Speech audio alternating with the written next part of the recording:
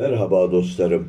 Bugün sizlere dünya sinemasına altın harflerle ismini yazdırmış gerçek bir efsanenin Bruce Lee'nin biyografisini anlatmaya çalışacağım. Bruce Lee 27 Kasım 1940'ta San Francisco'da doğmuştur. 20 Temmuz 1973'te Hong Kong'da 32 yaşında hayatını kaybetmiştir. Gerçek adı Lee Jun Fan'dır.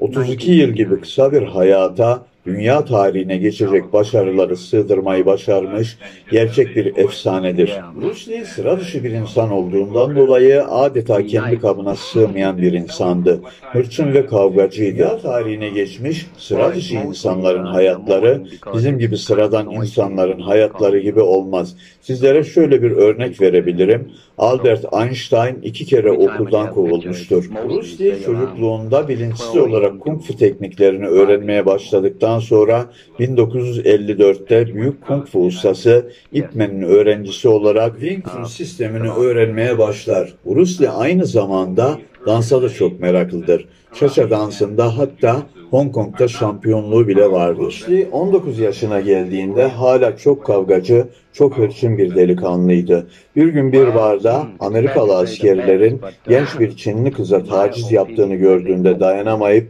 onların 4'ünü birden dövmüştür. Bunlardan bir tanesi de emniyet müdürünün yeğenidir. Babası olayı duyduğunda çok kızmıştır Bruce Lee'ye. Babası ilk oğlunu kaybettiğinden dolayı Bruce Lee'nin de ölmesinden çok korkar ve karar verir Bruce Lee'yi Amerika'ya göndermeye. Bruce Lee Amerika'da doğduğundan dolayı Amerikan vatandaşı olma hakkını kazanmıştır. Bruce ismi de buradan geliyor. Bir Çinli ismi değildir. Bruce Lee Amerika'ya gittiğinde bir Çin lokantasında bulaşıkçı olarak çalışmaktadır.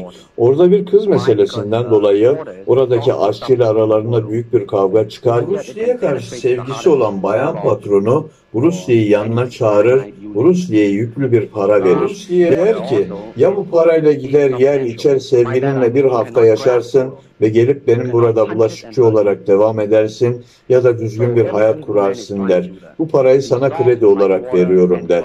Bruce Lee de tercihini doğru bir hayattan yana kullanır. Bruce Lee önce liseyi bitirip sonra Washington Üniversitesi felsefe bölümünde üniversiteye başlamıştır. Aynı zamanda kung fu çalışmalarına devam eder.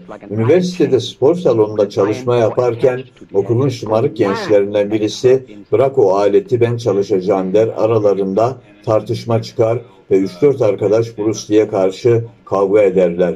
Bruce Lee bunların hepsini darmadağın eder. Sonrasında kendisinden dayak yiyen diğer 3 öğrenci Bruce Lee'nin yanına gelir ve bize bunu öğretir misin der. Sonradan eşi olan Linda Emery de Bruce Lee'nin kavgasını seyrettiğinde çok etkilenmiş ve o da öğrencilerinden biri olmuştur. Bruce Lee öğrencileriyle çalışmalarına devam etmektedir ve Linda ile de büyük bir aşk yaşamaktadır. Linda Bruce Lee'ye bir kung fu okulu açması gerektiğini söyler. Önceleri Bruce Lee'ye çok uçuk bir fikir gibi gelir. Sonrasında ikna olur ve ilkokulunu açar. Ufak ufak öğrencileri çoğalmaya başlar. Bunun sonrasında bir okul daha açar Oakland'da.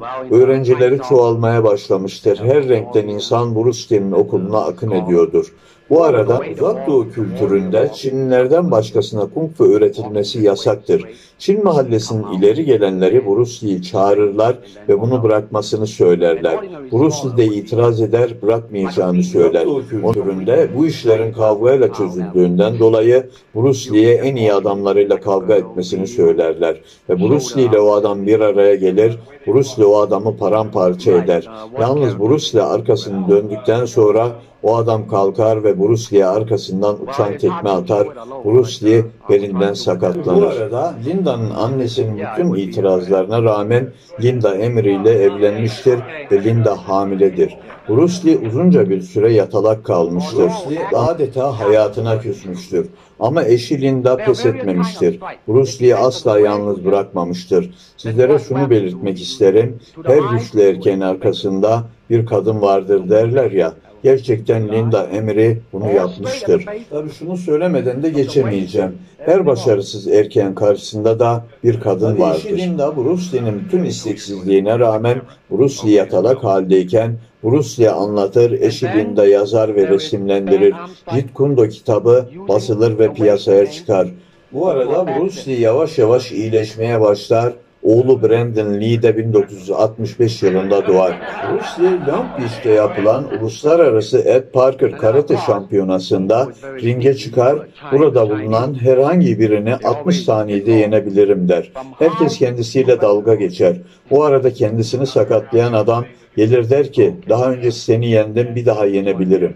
Bruce Lee bu adamı 60 saniyede mağlup eder. Bu arada bir dizi yapımcısı da seyrediyordur Bruce Lee'yi. Bruce Lee'ye Yeşil Ara adlı dizide oynamasını teklif eder.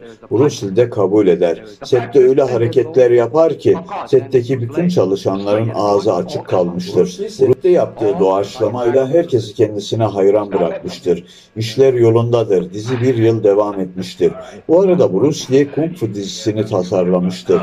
Kung Fu dizisinin fikir babası Bruce Lee'dir. Bu kuşaktan olan erkeklerin hepsi bilir Kung Fu dizisini. Başrolde David Carradine oynamıştır. Çok büyük de iş yapmıştır dizi. Ama bu fikir Bruce Lee'nindir. Bruce Lee'ye büyük bir kazık atarak David Carradine'ı oynatmışlardır. 1969 yılında Bruce Lee'nin babası vefat eder. Bruce Lee Hong Kong'a gider ve cenazeye katılır. Cenaze dönüşünde Hong Kong'da bir film yapımcısı Bruce Lee'nin önünü çevirir. Çünkü Kato karakteriyle Bruce Lee'yi herkes tanımaktadır.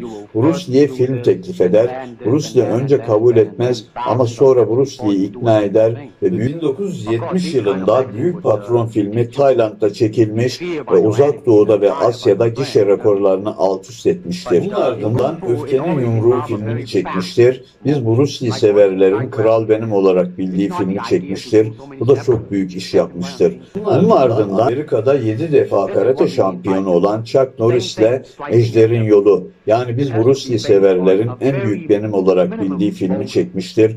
Bu film de çok büyük iş yapmıştır. Bunun ardından Ölüm Oyunu filmini çekmiştir. Bruce Lee Ölüm Oyunu filmini çekerken bu arada Amerikalı yapımcı, aynı yapımcı Hong Kong'a gelip Bruce Lee'ye tam bir Hollywood filmi yapacağını söyler. Tabii ki Bruce Lee bu teklifi geri çevirmez. Ejder Kalesi'nin çekimlerine başlar. Ejder Kalesi'nin çekimleri bittikten sonra vizyona girmeden 3 hafta önce Bruce Lee hayatını kaybetmiştir. Ölüm Oyunu filmi de yarıda kalmıştır. Yani Kerim Abdul-Jabbar'la oynadığı film. Bruce Lee 20 Temmuz 1973'te 32 yaşında hayatını kaybetmiştir. Ama dünyaya da mührünü basmıştır. Bruce Lee'nin şu sözünü söylemek isterim. Eğer ölümsüz olmak istiyorsanız hatırlanacak bir hayat yaşayın demiştir. 32 yıl gibi kısa bir hayata dünyaları sığdırmış, dünyaya mührünü vurmuş, muhteşem bir insandır. Bizim kuşağımızdaki insanların hepsi ona hayrandır. Hepimiz sinemadan çıktıktan sonra Bruce Lee olurduk. Kitleleri böyle etkilemişti. Dünyayı peşinden sürüklemişti. Bruce Lee öyle büyük bir iş başarmıştır ki dünya tarihine altın harflerle adını yazdırmıştır. Bruce Lee'nin filmleri kendisi 1973 yılında ölmesine rağmen 1985 yılında sinemada oynatıldığında sinemada oturacak yer bulamadığımı hatırlarım. Dünya Bruce Lee'yi o kadar çok sevmişti ki öldüğüne bir türlü inanamıyordu hayranları. Hatta ölümü hakkında onlarca dedikodular dolaştı. Ama Bruce Lee'yi 1973 yılında kaybettik. Bruce Lee'ye selam olsun. Videomu beğendiyseniz lütfen kanalıma abone olun.